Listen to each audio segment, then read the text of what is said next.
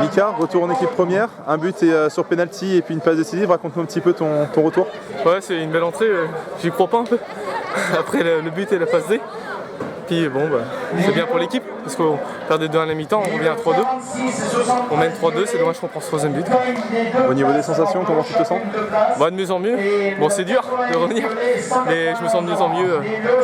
Dans la course, même techniquement, ça va un peu mieux. Tu es disponible là, sur ton côté gauche, tu récupères le ballon sur le troisième but. Tu peux nous raconter un petit peu cette belle action de jeu? Oui, sur le troisième but, je me décale bien et je vois Anto dans l'axe qui reçoit le ballon, je m'écarte bien, il me la met bien.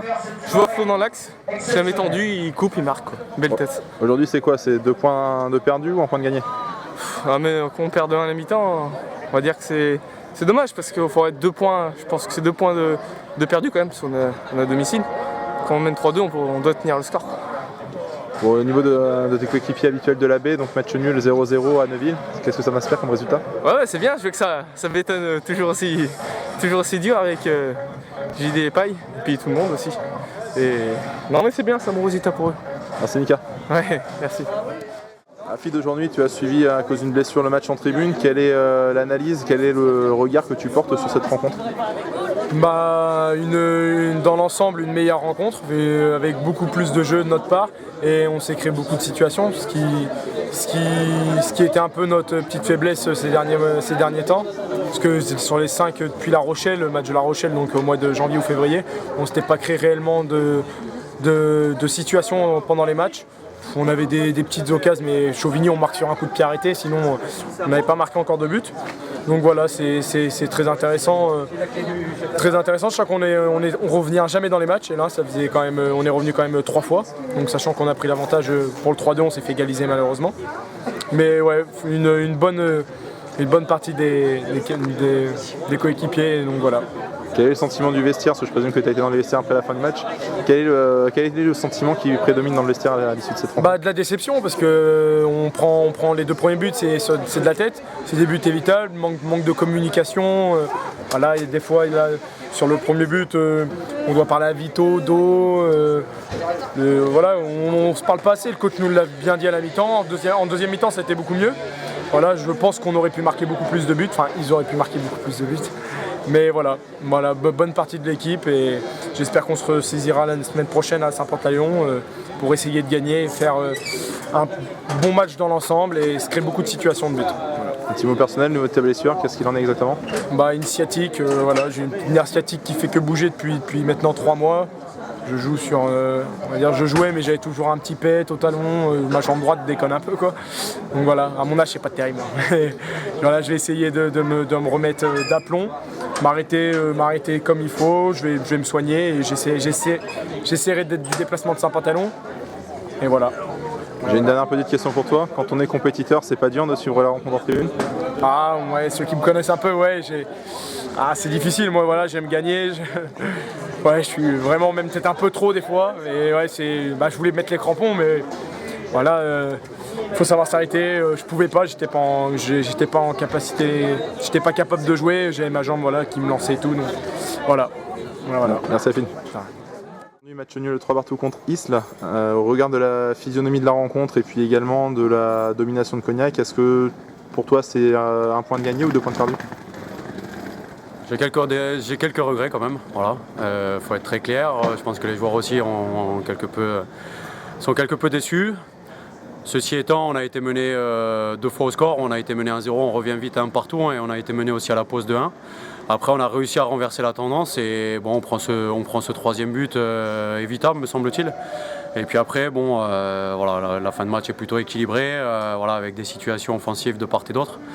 On va s'en contenter, on ne gagne pas, c'est chose effectivement qu'on avait espéré de prendre les 4 points.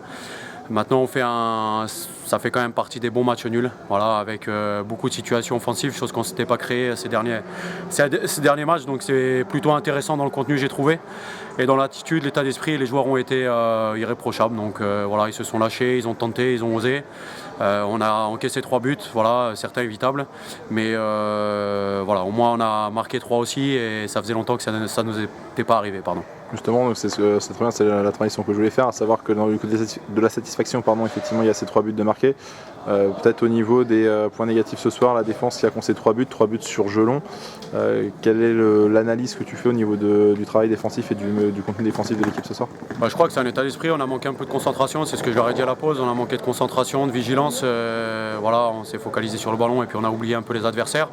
Il a une équipe quand même intéressante, joueuse aussi, avec un secteur offensif qui est relativement intéressant, des bons joueurs qui font des bons appels, qui se placent entre les lignes, entre les joueurs, et puis ils nous ont mis à mal, notamment sur le Jelon. On n'a pas su suffisamment être méfiants, suffisamment être vigilants pour contrecarrer ce Jelon qui nous a posé pas mal de problèmes, et notamment sur les 2 premiers buts, on prend 2 buts sur des centres et des joueurs qui se situent entre 2 joueurs pour placer leur tête. Donc on a mal lu les trajectoires, on a mal pris les informations. Donc à nous maintenant de rectifier ce tir-là sur les prochains matchs, à être beaucoup plus concentré, être beaucoup plus vigilant. Avec ce match nul, Cognac va stagner aux alentours de la 16e place. À quoi peut-on s'attendre sur la fin de la saison? Quelles peuvent être les ambitions de Cognac sur cette fin de saison? Nous avons là 2 déplacements qui vont être aussi importants, notamment le prochain à Saint-Pantaléon. Donc l'idée ça sera de renouer avec la victoire. On avait match nul contre Fétia, on a été perdre à Guéret, on a fait de nouveaux matchs nuls ici, donc effectivement on avance très peu, on n'avance pas. On n'avance pas en tous les cas comme on aurait souhaité effectivement avant la trêve où on ambitionnait les 5 premières places. C'est une évidence, ça sera compliqué d'aller chercher les 5 premières places, il faut être lucide et objectif, c'est ce que j'avais dit. Maintenant l'idée c'était de prendre assez rapidement des points pour nous donner une fin de saison quand même assez sereine pour pouvoir aborder les matchs assez tranquillement, si je puis dire, entre guillemets, assez sereinement. Donc l'idée ça sera de prendre des points lors du prochain déplacement à Saint-Pantaléon. Dernier petit mot au niveau de l'équipe B qui a ramené un bon match nul, je pense, de son déplacement chez le leader, 0-0. Quel regard aussi portes-tu sur cette partie, sur ce résultat? C'est une bonne performance, ça fait du bien, ça leur fait du bien aussi parce qu'ils restent eux en tous les cas sur des bonnes prestations. Ils avaient enchaîné sur 2 victoires, là c'est un bon match nul effectivement. Ils sont sur une bonne dynamique et ça prouve que ça travaille plutôt bien. Donc on a réussi à... si on pouvait effectivement maintenir ces 2 équipes-là, ça serait là encore une fois c'est l'objectif de début de saison annoncé. Un joueur au niveau de l'équipe B en plus qui a apporté ce soir, Michael Bourinet, auteur du penalty de l'égalisation et puis de la passe décisive sur le 3e but. Un joueur qui travaille beaucoup pour revenir à son très bon niveau après sa longue blessure. Et également un petit mot par rapport à sa performance ce soir. Ouais, c'est une satisfaction, je le félicite parce qu'il a fait une très bonne rentrée. C'est jamais évident de rentrer dans un tel match. Il a su le faire, il a pris ses responsabilités, il a pris le ballon pour tirer le penalty. Il faut oser, donc c'est une bonne satisfaction. Effectivement, on sait très bien que Michael Bourinet, il a quand même joué les dernières saisons en division d'honneur, donc il a quand même un peu d'expérience, malgré son jeune âge qui a 24-25 ans. Donc il est encore jeune, mais il nous a apporté ce plus et il a marqué, il a fait une passe décisive à Florian sur le 3e but après une superbe action. Donc il est à féliciter, à remercier, et puis c'est bien pour le groupe aussi que Michael réintègre. Merci Mathieu.